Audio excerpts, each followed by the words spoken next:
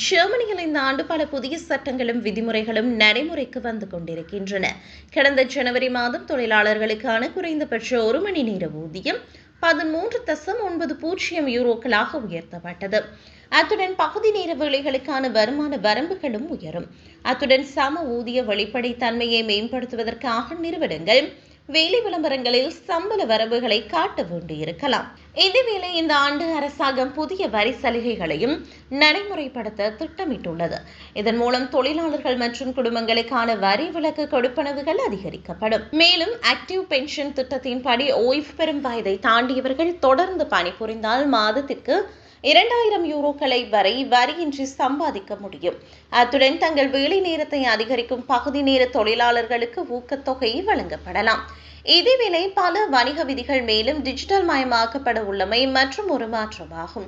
அத்துடன் ஜெர்மனியில் உள்ள நீதிமன்றங்கள் இலத்திரனியல் கோப்புகளை பரவலாக பயன்படுத்தும் என எதிர்பார்க்கப்படுகிறது. மேலும் நிறுவனங்கள் படிப்படியாக கட்டாய இலத்திரனியல் விலைப்பட்டிகளை நோக்கி நகரும். அத்துடன் ஆராய்ச்சி மற்றும் மேம்பாட்டு திட்டங்களுக்கு அரசாங்கத்திடமிருந்து அதிக வரி விலக்குகள் கிடைக்கும். இதேவேளை சுற்றுச்சூழல் மற்றும் எரிசக்தி ஆகியவை தொடர்பான விதிகளிலும் மாற்றங்கள் ஏற்படும். ஐரோப்பிய ஒன்றியத்தின் புதிய சட்டத்தின்படி நிறுவனங்கள் கடுமையான பொதியிடல் மற்றும் பெயரிடல் தொடர்பான சட்டங்களை பின்பற்ற வேண்டும். சுற்றுச்சூழல் பாதுகாப்பை கருத்தில் கொண்டு இந்த நடவடிக்கை எடுக்கப்படும். அத்துடன் கட்டிடங்கள் மற்றும் மின்சார கார் சார்ஜிங் நிலையங்களுக்கான வலுவான எரிசக்தி திறன் விதிகளையும் ஜெர்மன் அறிமுகப்படுத்தும். மேலும் மின்சார கார்களுக்கு 2030ஆம் ஆண்டு வரை வாகன வரி விலக்கு தொடர்ந்து வழங்கப்படலாம். இதேவேளை பதிவு செய்யப்படாத வேலைகளை கட்டுப்படுத்த அரசாங்கம் தீர்மானித்துள்ளது.